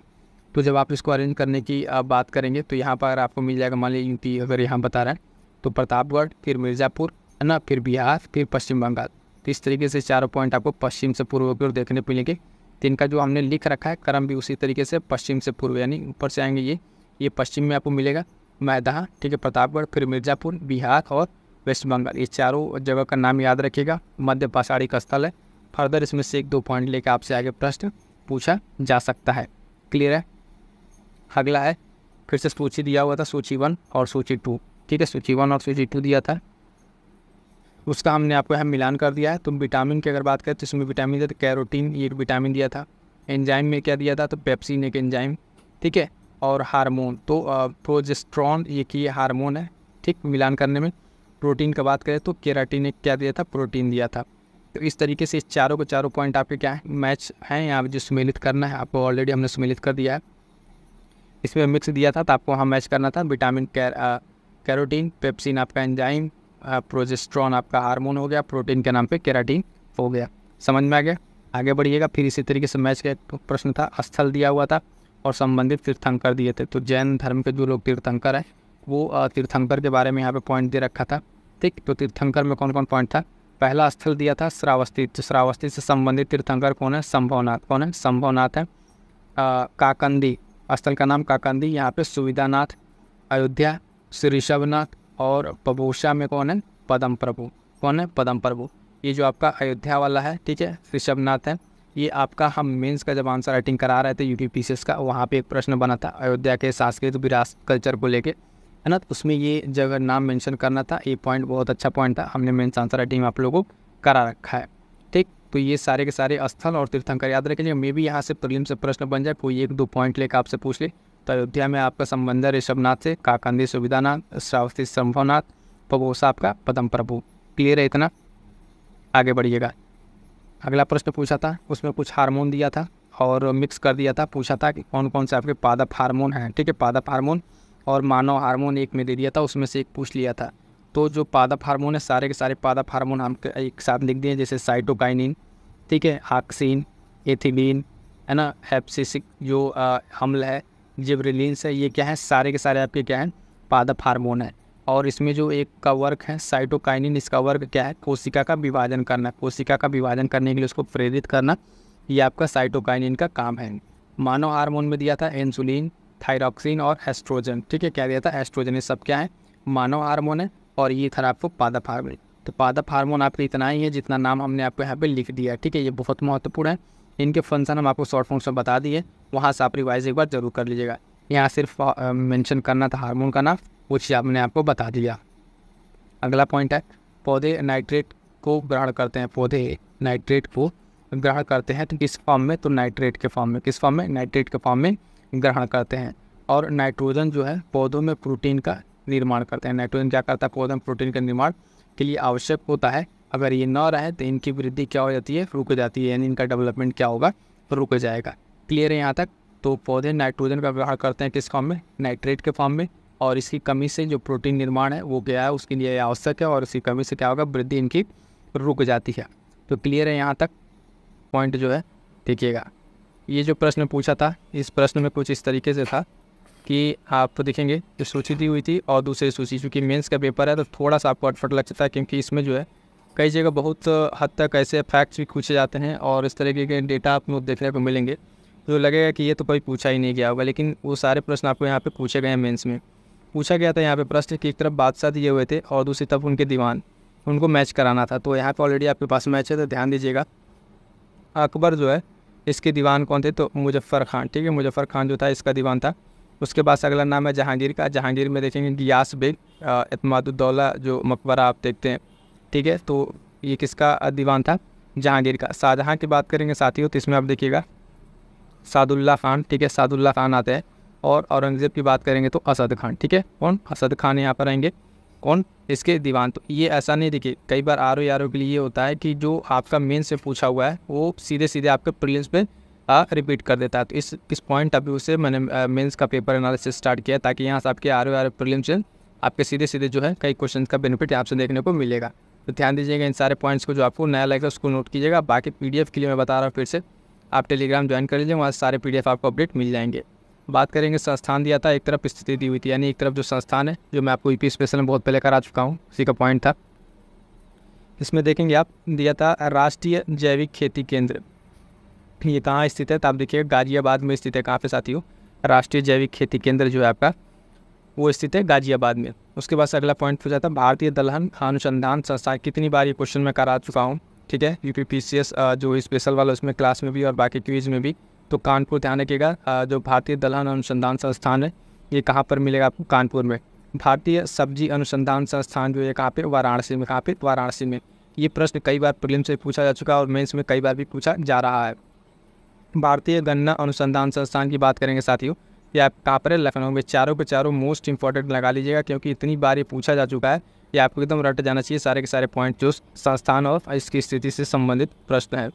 आगे बढ़ेंगे, अगला प्रश्न जो पूछा था उसमें था कि भारत सरकार ने मूल्य स्थिरीकरण कोष के अंतर्गत संरक्षित रखा था, तो किस फसल को संरक्षित रखा है, तो आलू को। किसको, आलू को संरक्षित रखा है फसल मूल्य नियंत्रण हेतु। किस लिए, फसल मूल्य नियंत्रण हेतु जब आप देखेंगे तो भारत सरकार ने क्या किया है, मूल्य स्थिरीकरण कोष के अंतर्गत किसको संरक्षित रखा है, तो आलू को यहाँ पे संरक्षित रखा है। अगला पॉइंट है कि वाणिज्य के संदर्भ में सही कथन बताना था, तो वो जो सही स्टेटमेंट बनेगा वाणिज्य से संबंधित, तो वो दोनों स्टेटमेंट आपको हम बताते हैं क्या है। सीधे सीधे पूछा था वाणिज्य के संबंध में सही कथन, तो 2 कथन दिया था, ठीक है, उसमें एक सही एक गलत भी दे सकता है। यहाँ पर जो वाणिज्य से संबंधित 2 कथन है वो आप समझिए क्या है। पहला कह रहा है कि यह व्यवसाय जो है का क्षेत्र है, वाणिज्य क्या है, यह व्यवसाय का क्षेत्र है जो विनिमय की सुविधा के लिए सभी बाधाओं को दूर करने में सहायक होता है, ठीक। तो ये पहला है इससे संबंधित इन्फॉर्मेशन। दूसरा है कि यह उपभोक्ताओं तक उत्पादों को वितरित करने के कारकों से संबंधित हो, तो बिल्कुल बात सही है, ठीक है। तो ये दोनों आपको पॉइंट आपको ध्यान रखने हैं वाणिज्य से संबंधित। क्या पता अगली बार जो आ रहे हो और प्रीलिम्स हो तो उसमें आपको कोई एक स्टेटमेंट इसमें से दे दे, तो आपका ये प्रश्न PYQ से जब बनेगा तो गलत नहीं होना चाहिए। तो इस तरीके से सारे के सारे पॉइंट्स PYQ के आपको तैयार होने चाहिएगा। अगला पॉइंट है कुछ वन दिया था, ठीक है, और उसमें आपको बताना था कौन किस क्षेत्र का नहीं है। जैसे एक है भूमध्य सागरीय वन, ठीक है, भूमध्य सागरीय वन है, और दूसरा क्या है आप देखेंगे उष्ण कटिबंधीय वन। तो भूमध्य सागरीय वन में आपको एग्जांपल है ओक का, ठीक है, एक पेड़ है, जैतून है ना, और चेस्टनट है, ये सब किसमें, भूमध्य सागरीय वन में आएंगे। बात करेंगे उष्ण कटिबंधीय वन में, तो सागौन, ठीक है, सागौन, साल, शीशम है ना, चंदन, ये सब किस में आएंगे, तो आप देखेंगे इसमें किसमें, उष्ण कटिबंधीय वन में आएंगे। और भूमध्य सागरीय वाले में आपको याद रखना है एग्जाम्पल, ये आपको इसलिए याद रखना है क्योंकि 3 एग्जाम्पल किसी एक का दे के चौथा का नहीं का पूछ लेता है। किस तरीके से प्रश्न बनता है, तो दोनों के दोनों बहुत ही महत्वपूर्ण पॉइंट रहेंगे, आपको ध्यान रखना है। एक पॉइंट और यहाँ पे एक्स्ट्रा ऐड कीजिएगा कि भारत में जो है, भारत की बात करें तो जो सागवान का पेड़ है उसका लगभग 50% हिस्सा जो है अकेले कहाँ पर है, मध्य प्रदेश में स्थित है। किसमें, मध्य प्रदेश में। आपको देखेंगे कि सागवान का लगभग 50% भारत का किसमें, मध्य प्रदेश राज्य में स्थित है। अगला कि मैंग्रोव क्षेत्र जो है वो गोदावरी नदी के डेल्टा पर स्थित है। कौन सा एक मैंग्रोव क्षेत्र था जो आपके डेल्टा वो गोदावरी नदी के डेल्टा क्षेत्र में स्थित है, तो उसका आंसर था कोरिंगा, ठीक है। कोरिंगा जो क्षेत्र है ये मैंग्रोव का, ये आपका गोदावरी नदी जो डेल्टा है उस क्षेत्र में स्थित है, तो इंपॉर्टेंट रहेगा, ठीक है। कोरिंगा जो मैंग्रोव है कहाँ पे, गोदावरी नदी डेल्टा क्षेत्र में।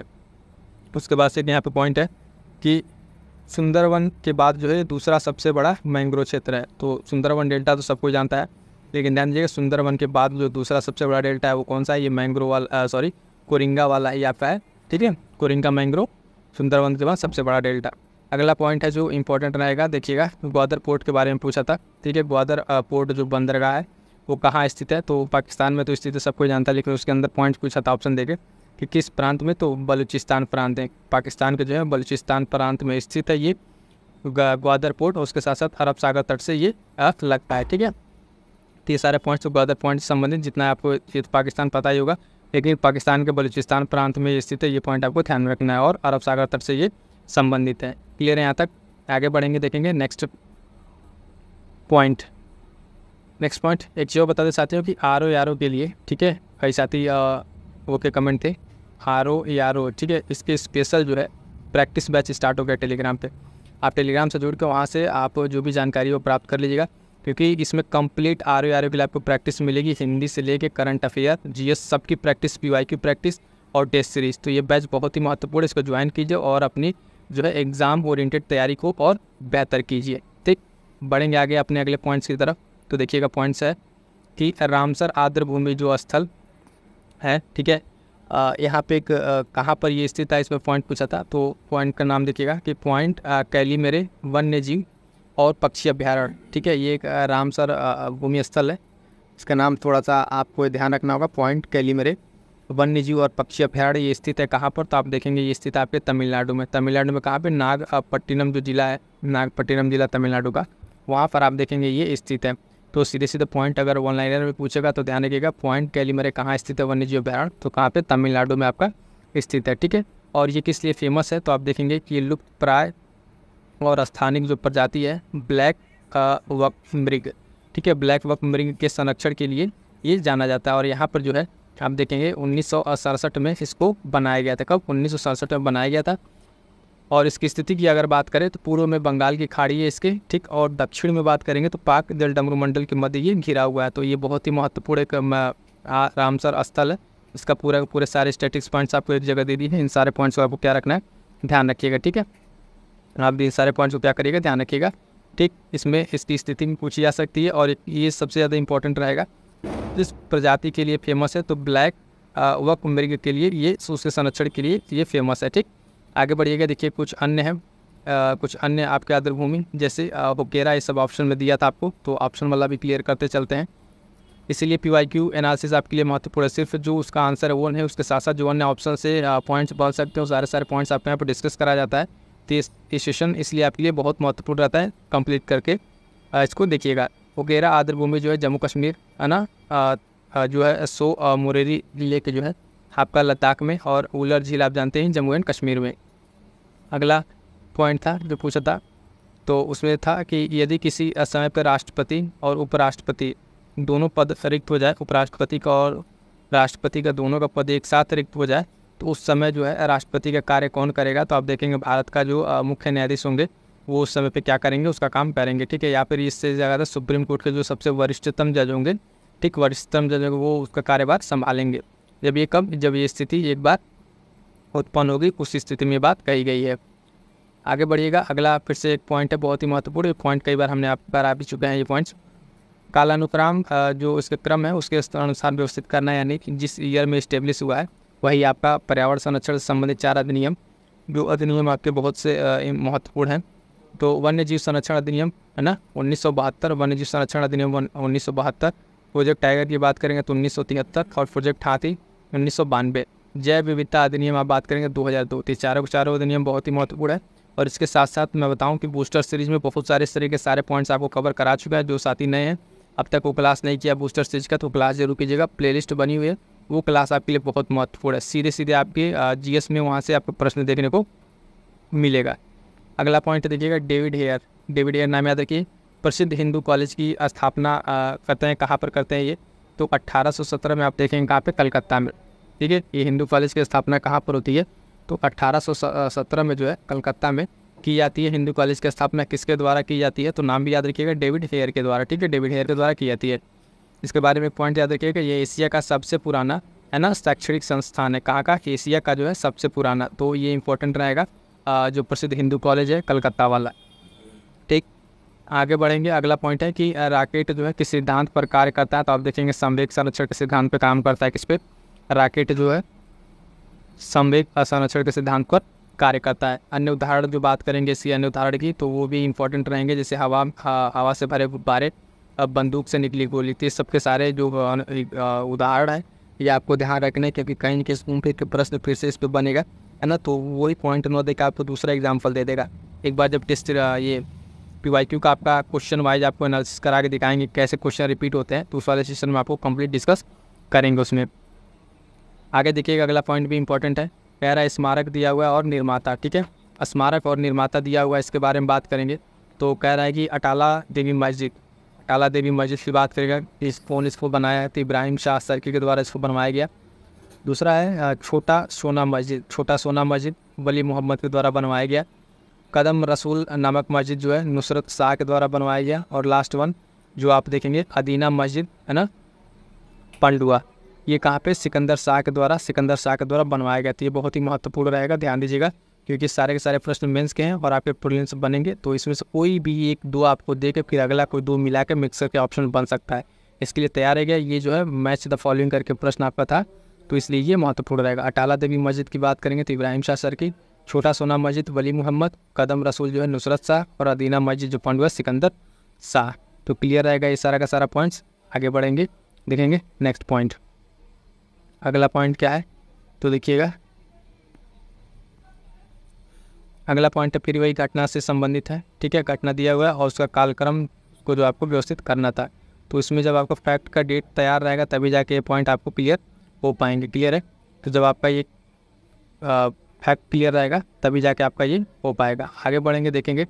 तो पहला पॉइंट कह रहा है घटनाओं का कालानुक्रम बताना है। पहला घटना जो दिया है इसमें जो ईयर के हिसाब से होगा, मालवा पर मुगल आक्रमण कब होता है तो 1561 में। कब? 1561 में जो है मालवा पर मुगल का आक्रमण होता है।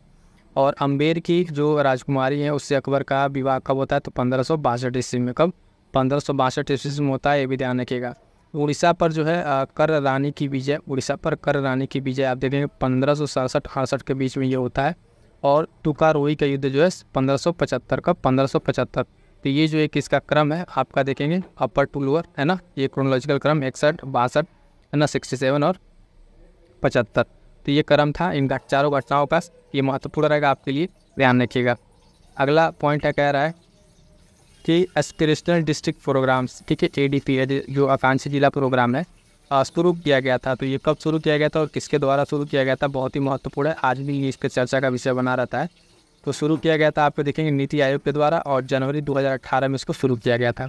एस्पिरेशनल डिस्ट्रिक्ट प्रोग्राम यानी आकांक्षी जिला कार्यक्रम या प्रोग्राम कह लीजिए, शुरू किया गया था आपका 2018 में जनवरी। और किसके द्वारा तो नीति आयोग के द्वारा इसको शुरू किया गया था। दोनों पॉइंट ध्यान रखिएगा।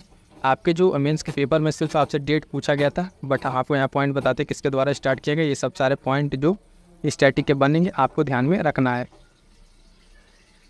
अगला पॉइंट है भारत के संविधान के अनुच्छेद 300 के अनुसार भारत की जो सरकार है ना, वो भारत सरकार का कानूनी नाम क्या है, यानी भारत सरकार जो काम करती है वो किस नाम से काम करती है तो द यूनियन ऑफ इंडिया, ठीक है, द यूनियन ऑफ इंडिया, ठीक है, द यूनियन ऑफ इंडिया के नाम से काम करती है भारत सरकार। और यही ऑफिशियल जो भारत का यहाँ पे नाम है। जो आप देखेंगे संविधान में आर्टिकल 300 के अंदर क्या किया गया, उल्लेख किया गया इसका। अगला पॉइंट है अनुच्छेद 280। अनुच्छेद 280 किससे संबंधित है तो ये वित्त आयोग से संबंधित है। भारत के राष्ट्रपति द्वारा जो है वित्त आयोग बनाया जाता है। इसकी नियुक्ति से संबंधित जो पॉइंट देंगे, ठीक। इसमें एक अध्यक्ष होते हैं, एक अध्यक्ष और 4 सदस्य होता है जिनका कार्यकाल आप देखेंगे 5 वर्ष होता है। सारा सारा स्टैटिक पॉइंट आप देख पा रहे हो यहाँ पे आपके लिए कंपाइल कर दिया गया। ये काम क्या है इसका तो करों का बंटवारा जो टैक्सेशन होता है राज्यों के बीच में किस अनुपात में बांटा जाएगा, ये काम करता है वित्त आयोग, ठीक। तो देखिएगा पॉइंट आपसे सिर्फ पूछा था कि अनुच्छेद 280 जो किससे संबंधित है तो वित्त आयोग से संबंधित है। कभी कभी पूछता है वित्त आयोग कैसा संस्था है तो एक संवैधानिक संस्था है, ठीक है। अनुच्छेद 280 में इसके बात की गई किसके द्वारा ये बनता है तो राष्ट्रपति के द्वारा। करंट में भी ये चर्चा में रहा था, 16वें वित्त आयोग के अध्यक्ष जो है बनाए गए, है ना, करंट में ये अपडेट था। तो अरविंद पनगड़िया जो है 16वें वित्त आयोग के अध्यक्ष बनाए गए थे। ये बहुत ही इंपॉर्टेंट रहेगा, ध्यान दीजिएगा।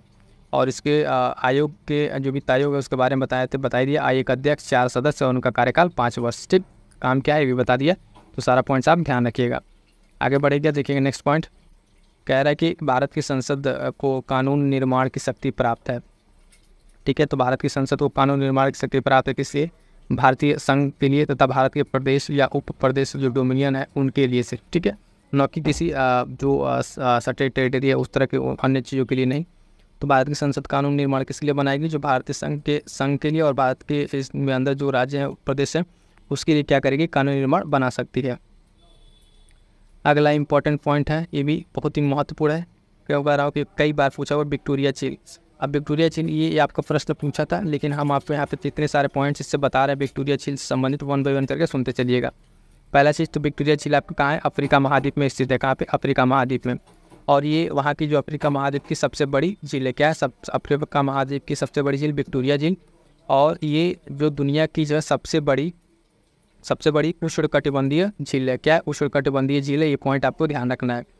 बात करेंगे इसके बाउंड्री की, तो इस कितने देशों से घिरा है? 3 देशों से इसे घिरा हुआ है। कौन कौन? केन्या है, तंजानिया है ना, युगांडा। ये 3 देश हैं जो बाउंड्री आपका कहेंगे बॉर्डर शेयर करेंगे किससे? विक्टोरिया झील से। तो तीनों आपके बहुत ही महत्वपूर्ण पॉइंट होंगे, ठीक, विक्टोरिया झील से। ये 4 पॉइंट अभी देखेंगे, 3, 4, 5 पॉइंट। पहला चीज़ विक्टोरिया झील कहाँ स्थित? अफ्रीका महाद्वीप में, ठीक। उसके साथ साथ दूसरा पॉइंट, ये जो है अफ्रीका महाद्वीप की सबसे बड़ी झील है और सबसे बड़ी उष्णकटिबंधीय झील भी है। कहाँ कहाँ है इसकी बाउंड्री? तो तीनों बता दिया, ठीक है, केन्या, तंजानिया, युगांडा। उसके बाद से है अफ्रीकी भ्रंश घाटी में स्थित है। तो सीधा से पूछेगा कि अफ्रीका के भ्रंश घाटी में स्थित झील कौन सी है? तो आपकी विक्टोरिया झील है। विक्टोरिया झील है जो साथियों आप देखेंगे कहाँ पे? भ्रंश घाटी में स्थित है। उसके बाद से नील नदी जो है इसी नदी से निकलती है, मतलब इसी झील से होकर निकलती है। कौन सी? नील नदी। तो नील नदी का उद्गम स्थल भी आपका विक्टोरिया झील है। उसके बाद से एक पॉइंट और इसमें इंपॉर्टेंट, जब विश्व के मीठे पानी के स्तर पर अगर देखा जाए तो दूसरी सबसे बड़ी झील है विश्व की। पूरे विश्व में अगर बात करें तो मीठे पानी की उस हिसाब से देखें तो ये दूसरी सबसे बड़ी झील है। और पहली झील कौन है? तो सुपीरियर झील है। ये पॉइंट भी थे यहाँ पे साथियों। देखिएगा एक प्रश्न पूछा था और इससे संबंधित इतने सारे जो आपके स्टैटिक्स पॉइंट्स हैं ये आपको सारे के सारे यहाँ पे बता दिए गए। हम बहुत ही महत्वपूर्ण रहेंगे आपके एग्जाम्स के लिए। यहाँ से कहीं से भी आपको एक पॉइंट उठा के आपके लिए प्रश्न बना देगा। स्टेटमेंट वाला बनेगा तब भी हो जाएगा, बाकी वैसे पूछेगा तब भी आपका प्रश्न अब बन जाएगा। अगला पॉइंट है जो बायोटिक्स अधिकांशता होते हैं वो कहाँ से प्राप्त किए जाते हैं? जो एंटीबायोटिक्स होते हैं, तो ध्यान दीजिएगा, जो एंटीबायोटिक्स होते हैं वो प्राप्त किए जाते हैं आपके किससे? बैक्टीरिया से, यानी जीवाणुओं से प्राप्त किए जाते हैं। जैसे एग्जाम्पल के तौर पर अगर हम बात करें कुछ इस तरह के बैक्टीरिया की एंटीबायोटिक्स थी, तो स्ट्रेप्टोमाइसिन, ठीक है, स्ट्रेप्टोमाइसिन, टेट्रासाइक्लिन है ना, एरिथ्रोमाइसिन, उसके साथ साथ पेनिसिलिन से संबंधित एक और पॉइंट, किसका खोज किसने की थी? पेनिसिलिन तो अलेक्जेंडर फ्लेमिंग ने खोज की थी। तो ये पॉइंट भी याद रखिएगा। तो आप देख पा रहे होंगे एक प्रश्न आपका सीधा सब सिर्फ यहाँ पूछा था, एंटीबायोटिक्स किससे प्राप्त किए जाते हैं? तो आंसर आपका होता है जीवाणुओं से। जब आपका हम MCQ कराते तो इस तरीके से हो जाता ऑप्शन से। लेकिन अब यहाँ पे क्या है आपके लिए, जो अन्य जैसे इसके अन्य उदाहरण आपको 4 उदाहरण मिले, फिर उसमें से एक की खोज किसने की, तो सारे स्टैटिक पॉइंट जब आपके इनरिच होंगे इस तरीके से, तब जाके आपका कहीं जो आपके पढ़ाई के लेवल है और उसमें जो आपकी तैयारी है वो और बूस्टअप होगी, ठीक है। सिर्फ आप आंसर और क्वेश्चन आंसर करने से जो है बहुत हद तक चीज़ें आपको तैयार नहीं होंगी। अगला पॉइंट देखेंगे, प्रश्न पूछा था व्यापार से संबंधित था। व्यापार से आशय क्या है? तो व्यापार से आशय यही है कि ये पहला स्टेटमेंट कि वस्तुओं के क्रय विक्रय से होता है। व्यापार का मतलब क्या है? तो वस्तु के क्रय विक्रय से।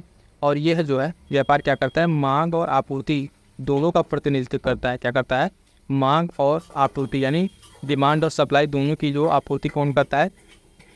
व्यापार आपका करता है, ठीक है। तो क्रय विक्रय से संबंधित हो गया और ये इससे संबंधित हो गया। अगला पॉइंट देखिएगा, अगला पॉइंट है ये भी सुमेलित करने के लिए दिया हुआ था। Match the following. आप देखेंगे RO जो मेंस का पेपर है उसमें मैक्सिमम प्रश्न जो है कुछ अधिकतम प्रश्न कह लें तो आपका जो है मैच करने वाला देता है। क्या कहता है? मिलान करने वाला। तो वहाँ पे इस तरह के प्रश्न आपको बहुत सारे पॉइंट्स बनेंगे, वहीं से निकाल के प्रीलिम्स के लिए पॉइंट बनते हैं।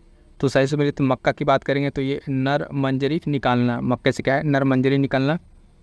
मूंगफली की बात करेंगे तो खोटी बनना, ठीक है, क्या है? खोटी बनना इससे संबंधित है। तंबाकू की बात करेंगे तो शीर्ष कर्तन। और इसमें जो नहीं दिया था, ठीक है, इस तरीके से इसमें एक पॉइंट था काबुली चने। तो काबुली चने के बारे में अगर बात करें तो इससे जो है किल्ले नहीं निकलते हैं। क्या होता है? किल्ले नहीं निकलते हैं किससे? काबुली चने में। तो किल्ले निकालने वाले फसल कौन से हैं तो वो भी ध्यान रखिएगा। तो किल्ले निकालने वाले फसल आपके गेहूँ, धान, जौ, मक्का आदि, ये सब क्या है? किल्ले निकालने वाले फसल है। सीधे सीधे आपका जो प्रश्न था उस प्रश्न से संबंधित जो सारे पॉइंट्स आपको बता दिया, ठीक है। तो काबुली चने में आप क्या ध्यान रखें? किल्ले नहीं निकलते हैं। और किल्ले किस फसल से निकलते हैं? तो गेहूँ वगैरह, ये सब सारे एग्जाम्पल आपको ध्यान में रखने हैं। आगे बढ़िएगा, देखेंगे अगला पॉइंट। अगला पॉइंट जो है ये था कि स्वतंत्रता पूर्व जो है भारत के राष्ट्रवादी कवि, ध्यान दीजिएगा, राष्ट्र कवि की बात नहीं हो रही। कौन? राष्ट्र कवि की बात नहीं हो रही, राष्ट्रवादी कवि, ठीक है। तो इससे दोनों में अंतर है। राष्ट्रवादी कवि स्वतंत्रता से पूर्व कौन कौन लोग थे, तो यहाँ पे देखेंगे जो नाम दिया था उसमें रंगलाल, ठीक है, नवीन चंद्र सेन, उसके बाद से हेमचंद्र बनर्जी, ठीक। तो चौथा ऑप्शन कौन नहीं था उसमें, तो जो उसमें उस नहीं थे उनका नाम था शिव कुमार बटावली, ठीक है, शिव कुमार बटावली नाम था इनका। ये कैसे थे, तो ये आप देखेंगे ये रोमांटिक कवि थे। क्या थे, रोमांटिक कवि थे ये, है ना।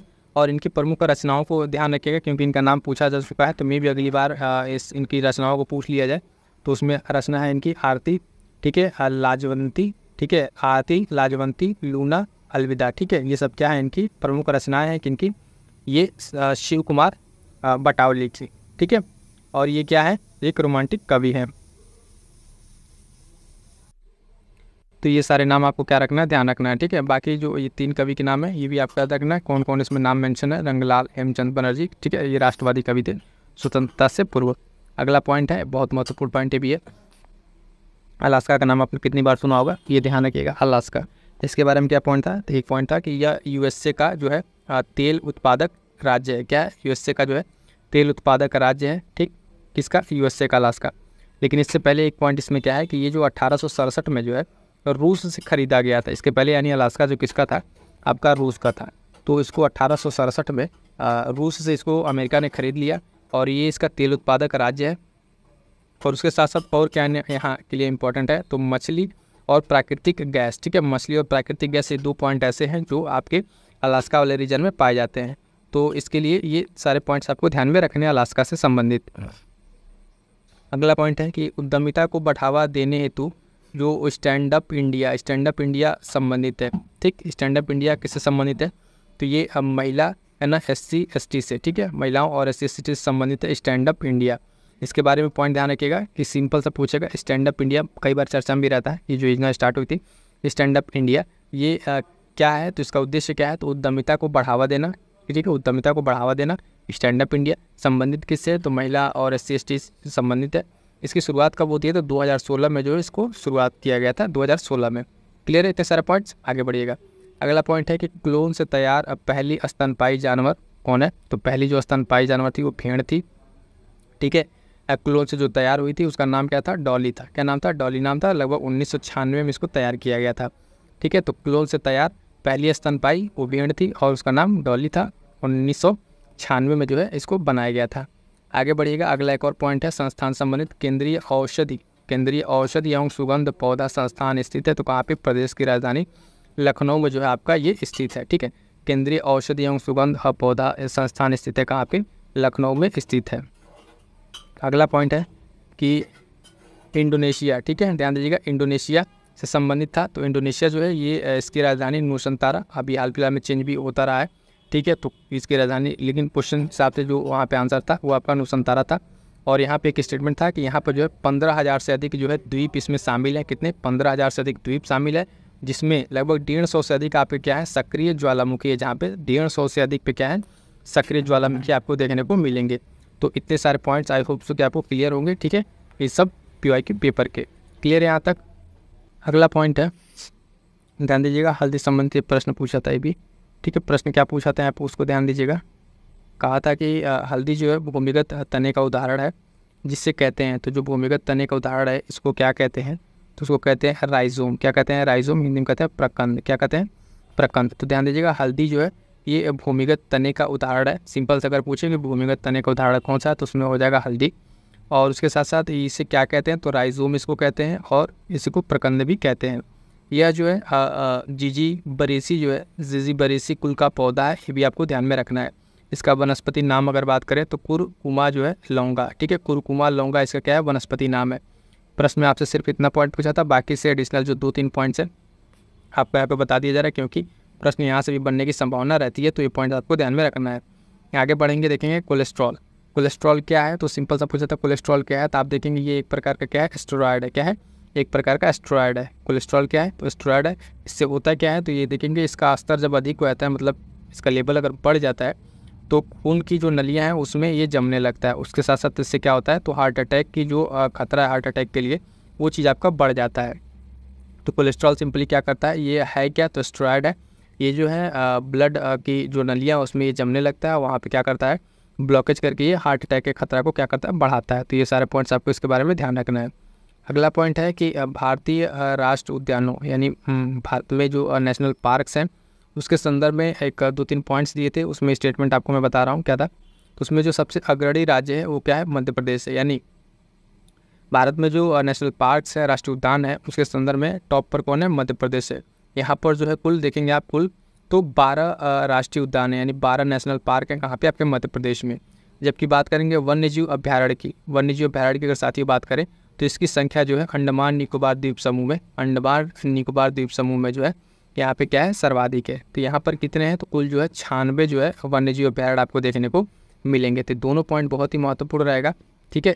क्या क्या कि नेशनल पार्क्स और ये जो राष्ट्रीय उद्यान के संदर्भ में मध्य प्रदेश आपका टॉप पर है 12 राष्ट्रीय उद्यानों के साथ, और वन्य जीव अभ्यारण्य की अगर बात की जाए तो उसके साथ 96 लेके नंबर आप इसके जो है अंडमान निकोबार क्या है, द्वीप समूह, इस पर ये टॉप पर है। एक अभी हाल फिलहाल में अंडमान निकोबार का जो नाम आया, तो अभी जिसकी राजधानी पोर्ट ब्लेयर, करंट का ये क्वेश्चन बता देता हूँ, ठीक है।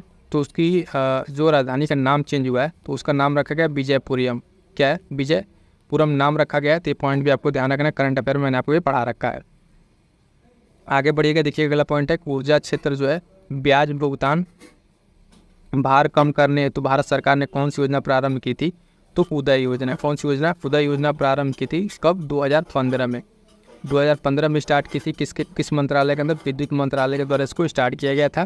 और इसमें उज्ज्वल जो डिस्काम इंश्योरेंस योजना, ठीक है, तो ये जो है उज्ज्वल डिस्काम इंश्योरेंस योजना थी, उदय योजना।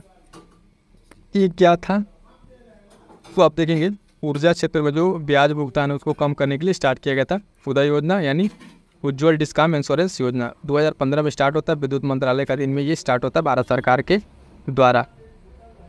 आगे बढ़ेंगे, अगला पॉइंट है कि पॉलीथीन बनाने में उपयुक्त गैस कौन सी है, तो पॉलीथीन बनाने में जो उपयुक्त गैस है वो है एथिलीन। क्या है, एथिलीन। एथिलीन के जो पॉलीमर बना के क्या बनाए थे, पॉलीथीन बनाई जाती है। तो पॉलीथीन बनाने के लिए कौन सा उपयोगी है आपका, देखेंगे एथिलीन गैस क्या है आपके लिए उपयुक्त है, ठीक। आगे बढ़िएगा, अगला पॉइंट है कि भारत के संविधान के अनुसार केंद्र की जो कार्यपालिका शक्ति है वो निहित होती है। तो किस में निहित होती है, तो ये राष्ट्रपति में निहित होती है, आर्टिकल 53, ठीक है। आर्टिकल 53 ये कहता है कि जो भारत के संविधान में आर्टिकल 53 की केंद्र की जो कार्यपालिका की शक्ति है वो निहित किस में है, राष्ट्रपति में, ठीक है। तो ये पॉलिटी का क्वेश्चन था, इंपॉर्टेंट था।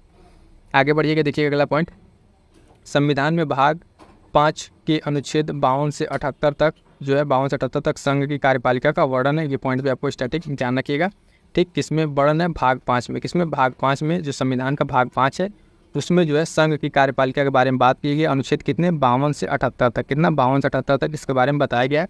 तो ये सारे पॉइंट्स भी आपको ध्यान में रखने हैं। अगला पॉइंट था प्रश्न ग्रुप में जो मिलान करने वाले भी था, ध्यान दीजिएगा। एक तरफ ऑफिस का पद दिया हुआ है और दूसरी तरफ न्यूनतम आयु, तो 2, 3, 4 देकर आपको यहाँ मिलाने के लिए कहा था। पहला कह रहा था इसमें पंचायत सदस्य बनने के लिए आपकी न्यूनतम आयु कितनी होनी चाहिए, 21 वर्ष। राज्य विधानसभा सदस्य के लिए 25 वर्ष। राज्य विधान परिषद की अगर बात करें तो 30 वर्ष। ध्यान दीजिएगा, राज्य विधान दोनों है, ठीक है। राज्य विधान एक विधानसभा है और एक विधान परिषद है। तो विधानसभा के लिए आपकी 25 वर्ष और विधान परिषद के लिए 30 वर्ष। साथ साथ पूछा था भारत के राष्ट्रपति के लिए तो 35 वर्ष। ये सब न्यूनतम आयु है, आपको ध्यान रखना है, ठीक है। अलग अलग पद के लिए जो ऑफिशियल पद है इसके लिए आपके कितने न्यूनतम आयु होने चाहिए आपको यहाँ पे ध्यान रखना होगा, ठीक। आगे बढ़ेंगे, देखेंगे नेक्स्ट प्रश्न। नेक्स्ट पॉइंट में बात किया था गैलापागोस द्वीप समूह के बारे में। किसके, गैलापागोस द्वीप समूह के बारे में बात किया था इसमें। तो इसमें क्या क्या पॉइंट था गैलापागोस द्वीप के बारे में। तो ये जो सबसे पहले जाने की स्थित कहाँ है, तो प्रशांत महासागर में, भूमध्य रेखा के आसपास ये स्थित है, ठीक है। प्रशांत महासागर में स्थित है। इसकी उत्पत्ति जो है वो ज्वालामुखी गतिविधि के कारण होती है, ठीक है, ज्वालामुखी गतिविधि के कारण। और ये जो इक्वाडोर का हिस्सा है, किस देश का हिस्सा है, तो इक्वाडोर का हिस्सा है। ये सारे पॉइंट्स आपको ध्यान में रखने हैं। आगे कुछ और पॉइंट्स इसमें है। तो इस जो गैलापागोस द्वीप समूह है, जैसे कि 1978 में जो है इस द्वीप समूह को जो है यूनेस्को द्वारा विश्व धरोहर स्थल घोषित कर दिया गया था, इसलिए इंपॉर्टेंट रहेगा।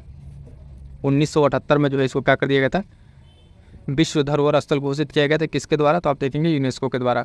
उसके साथ साथ यहाँ जो वन्य जीव अभ्यारण्य है, ठीक है, तथा गैलापागोस नेशनल पार्क स्थित है, यानी यहाँ पे जो है वन्य जीव अभ्यारण्य भी बन गया और इसी नाम से गैलापागोस नेशनल पार्क भी यहाँ पर स्थित है। तो ये सारे पॉइंट्स आपको ध्यान में रखने। और क्या क्या यहाँ पर है, तो यहाँ पर देखेंगे माटा, रे और शार्क, ये 3 प्रजातियाँ हैं, ठीक है, जलीय प्रजातियाँ हैं जो यहाँ पर पाई जाती हैं। तो कौन कौन सी जलीय प्रजातियाँ पाई जाती हैं, तो आप ध्यान दीजिएगा, मांटा, रे और शार्क, ये सब क्या है, जलीय प्रजातियाँ पाई जाती है। तो इतना सारा पॉइंट्स अगर आप देखें, तो एक जैसे आपका प्रश्न था गैलापागोस द्वीप पे स्टेटमेंट वाला प्रश्न था, और इससे संबंधित जो भी पॉइंट्स बच सकते हैं सारे के सारे पॉइंट्स आपको यहाँ पर क्या कर दिए, क्लियर कर दिए गए।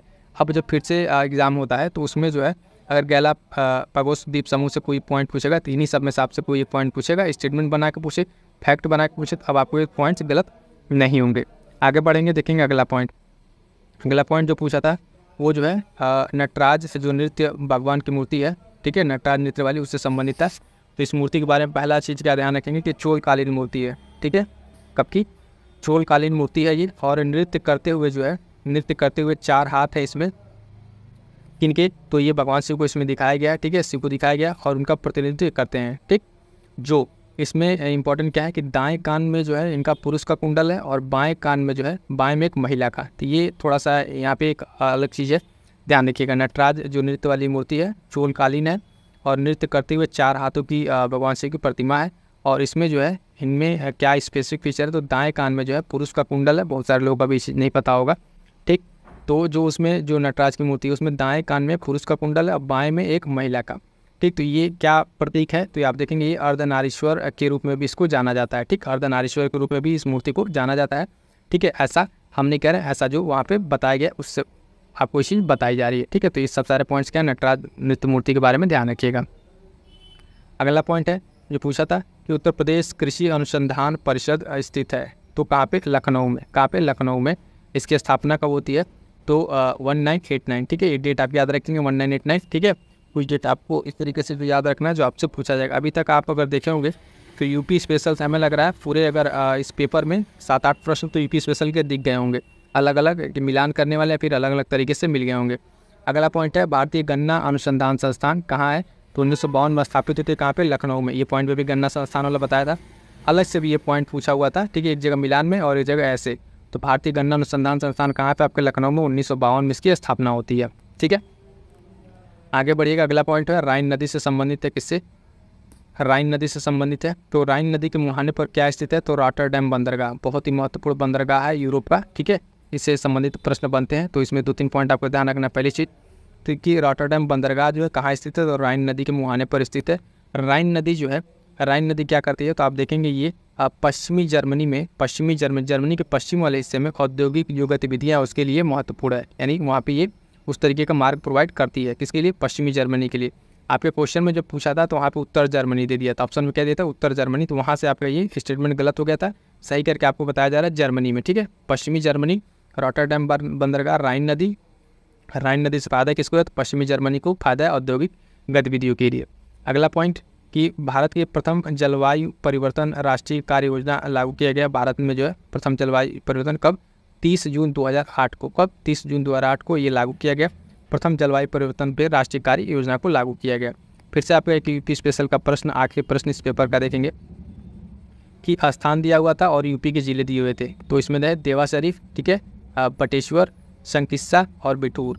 तो देखेंगे देवा शरीफ की बात करेंगे तो बाराबंकी है ना, बटेश्वर का जो मेला लगता है फेमस आगरा, संकिस्सा की अगर बात करेंगे साथियों, ठीक है, संकिस्सा आप देखेंगे फर्रुखाबाद और बिठूर तो कानपुर। ये जो संकिस्सा वाला पोर्शन आपका संकिस्सा फर्रुखाबाद, ये आपकी यूपी पीसीएस मेंस में भी इस पे प्रश्न पूछा जा चुका है, तो ये प्रश्न उस पर भी वहाँ पे आपको मेंस वाले सेशन में भी कराया जा चुका है, ठीक। तो ये भी आपका फिर से एक यूपी स्पेशल का प्रश्न था। इस तरीके से यूपी स्पेशल के लिए बता दें, कंप्लीट यूपी स्पेशल जो है आप लोग के लिए एक प्लेलिस्ट बनी हुई है, उसको जरूर कर लीजिएगा, खासकर जो लोग आर ओ देने जा रहे हैं। यूपी पीसीएस में तो खैर थोड़ा सा क्वेश्चन का ऊपर नीचे चलता है, लेकिन यूपी आर ओ में कंप्लीट आपको प्रश्न देखने को मिलेंगे, तो वो सारा क्लास आप जरूर कर लीजिएगा, नोट्स जरूर बना लीजिए, क्योंकि आप अभी देखें मेंस वाली क्लास में 7 से 8 प्रश्न आपको देखने को मिल गए होंगे।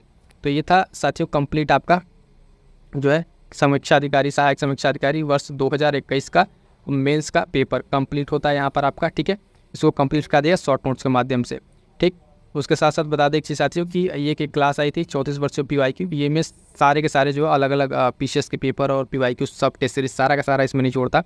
ये बहुत ही महत्वपूर्ण क्लास है, अब तक जो साथी नहीं देखें इसको देख लें और इसके नोट्स को जरूर आप ले लें और उसको रिवाइज करते रहिएगा। मैं फिर से कह रहा हूँ, यहाँ से आपके पेपर में सीधे 20 से 25 का 30 से 35 प्रश्न देखने को मिलेंगे। और करंट अफेयर की तैयारी के लिए बता दें, करंट अफेयर तैयारी के लिए आप लोग साथ जुड़ जाइए, जितनी क्लासेज आपको पढ़ा दिया गया है करंट अफेयर के लिए, उससे बाहर आपको करंट अफेयर नहीं आएगा, ठीक है। और टेलीग्राम से जुड़ जाइए। टेलीग्राम से जुड़ने के बाद जो ये प्रैक्टिस बैच है वो आप ज्वाइन जरूर कर लीजिएगा, क्योंकि आप कितना हो पढ़ेंगे, पढ़ने के बाद से जब तक आप प्रैक्टिस नहीं करेंगे, जो गलती आप एग्ज़ाम में करेंगे वो गलती आप यहाँ करके उसको सुधार कर लीजिए। तो इसलिए आप टेलीग्राम ज्वाइन करें और फटाफट से उस बैच को ज्वाइन कीजिएगा। मिलते हैं किसी नेक्स्ट वीडियो में, तब तक के लिए थैंक यू सो मच।